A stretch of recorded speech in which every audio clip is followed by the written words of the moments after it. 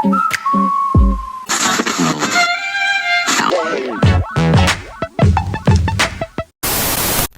everyone, and welcome to Lazy Lion. Now get ready to jump into the past with us as we talk about the hit anime series Inuyasha. And for some of you, the past won't just mean feudal Japan, because if you grew up in Canada, Inuyasha might just bring you back to a time when you got introduced to a whole slew of anime in the late Friday night YTV block known as Bionix. Ah, the nostalgia. Inuyasha was first released in the year 2000 by Studio Sunrise, and was then licensed by Viz Media, which is how many of us here saw it in North America, either on Toonami, Adult Swim, or like we mentioned earlier, Bionix. The Inuyasha anime is based on the undeniably successful long-running Shounen manga series by the author Rumiko Takahashi, who's also known for the mangas Ranma, Urasui Yatsura, and Rin-ne, among others. And though Inuyasha tends to be darker than her other works, it still has that classic Takahashi humor that can be found throughout her other series, making this a well-rounded anime filled with fantasy, adventure, and even some romance. Quick disclosure, we love Inuyasha so much that not only do we have a dog named Shippo, who is adorable and looks like a little fox demon. One time, I almost opted out of going to a sleepover at my best friend's house just so I wouldn't miss watching Inuyasha. And it took some heavy convincing from my sister, who had to promise me on her life that she would make sure to record it for me. On our VCR, no less. And only then could I even contemplate going. Yeah, I really love Inuyasha. So when deciding what anime to showcase on the 1-year anniversary of the Lazy Lion channel, it had to be Inuyasha. It's also my birthday this month, so I get to make all the decisions, and no one can fight me. Muahahaha. Gosh, I love Inuyasha.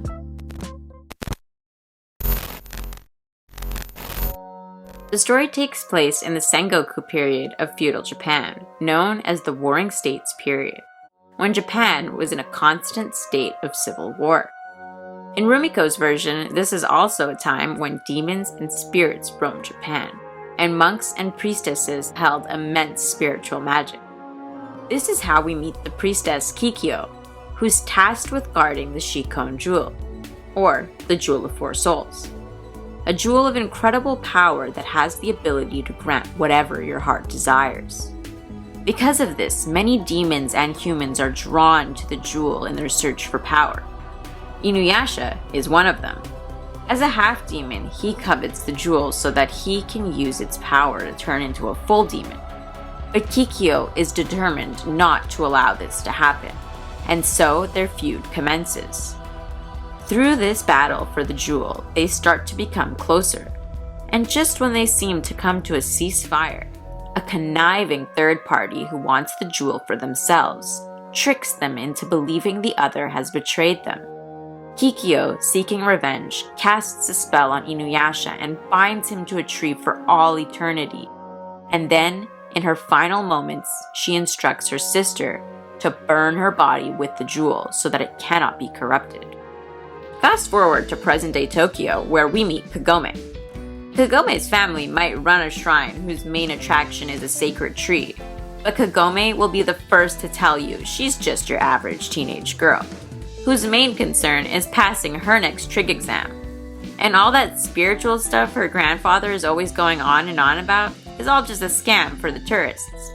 But that all changes one morning when she helps her younger brother look for their cat, and suddenly gets pulled into their family shrine's well by a giant demon centipede, only to then somehow come out the other end and find herself in feudal Japan. While there, she finds out that she's not only the reincarnation of the priestess Kikyo, but she also gets attacked by the demon centipede who rips the Shikon jewel from her body.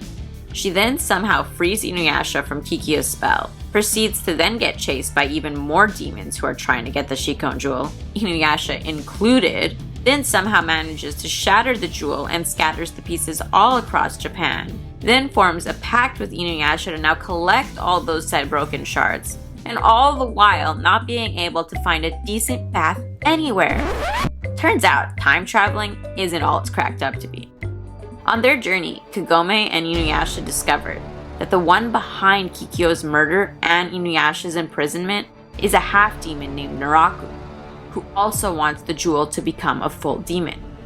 In their search for the shards, they are joined by Shippo, a young fox demon whose father was killed by demons possessing fragments of the Shikon jewel, Moroku, a womanizing monk whose family has been cursed by Naraku, and Sango, a demon slayer, and her two-tailed demon cat companion, Kilala, whose whole village was destroyed in one of Naraku's schemes.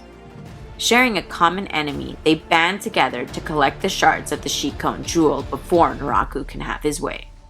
Each character is well thought out and adds a unique flair to the group. But one of the things we really liked in this series was that Rumiko Takahashi created some incredibly strong and powerful female characters, who didn't just let themselves always be protected by the male characters. Sometimes they also did the saving. Kagome is both extremely clever and brave, and Sango happens to be one of the strongest female characters found in anime, which is always something we appreciate in our anime.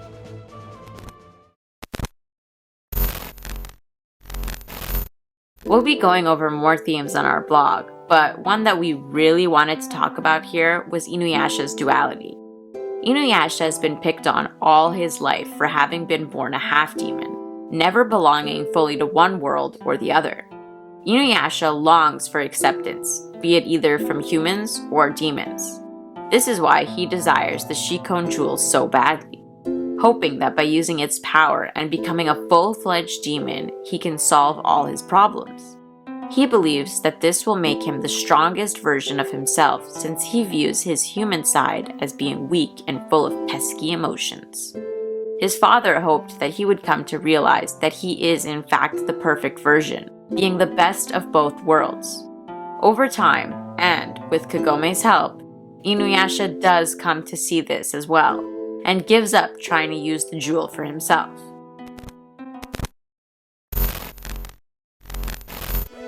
If you're from North America and saw any anime that was released from the 90s to the early 2000s, then the English dubbing was most likely done by a Canadian dubbing studio, especially if it was licensed by Bondi Entertainment, Geneon Entertainment, or Viz Media.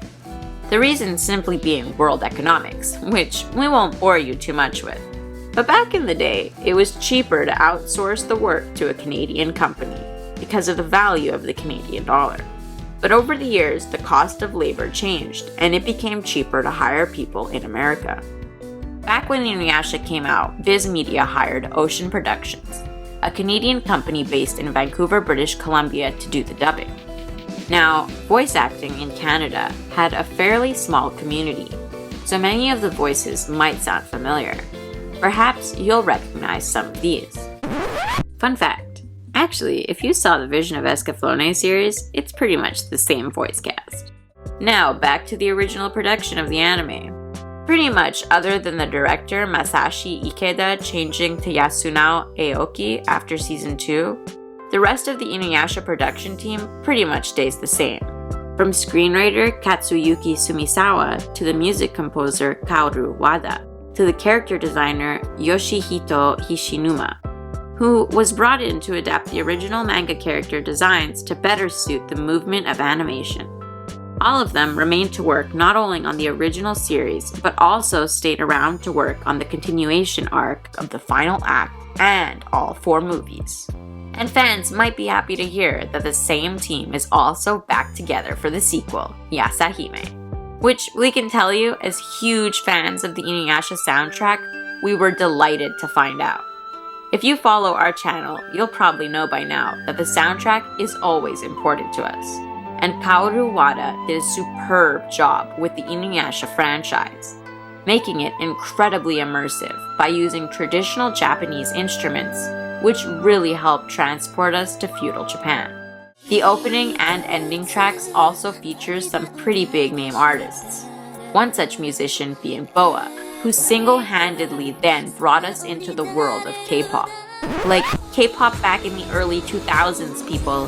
Like DBSK, okay? Cause you know.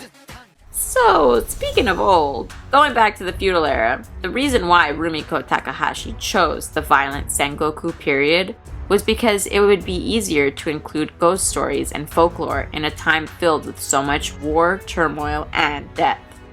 Choosing such a mystical setting allowed her to take certain creative liberties with her story, allowing her to explore unlimited possibilities. When writing, she didn't even know how the story would end, and sort of just made it up as she went along. This caused some problems for the anime production team, who in 2004 had finally caught up to the source material in the manga, and Takahashi had yet to come up with an ending. So they waited. And it wasn't until 2008 that the manga was finally completed, and so after a 4-year hiatus, the anime production was again underway, and the continuation of the story got released in 2009 as Inuyasha, the final act. Now, as someone who had to wait back then for the conclusion, it was totally worth it, and as a fan of the series, I was pretty satisfied with the anime as a whole, which isn't something many anime fans can always say about their favorite anime series. Heck, many fans can't even say that about non-anime series. Here's looking at you, David and Dan, for a shoddy 8th and final season. Yes, we're still bitter. Now, if you want to watch the Inuyasha series, you're in luck, because you can watch the first 2 seasons and all 4 movies over on Crunchyroll, Funimation, and Netflix. And you can watch the full 7 seasons and Inuyasha the final act over on Hulu. We'll include a link to the chronological order of the show and movies in the description if you're interested. Now, if you enjoyed this video and would like to see more like it, don't forget to like and subscribe to this channel. Thanks for watching. Stay obsessed.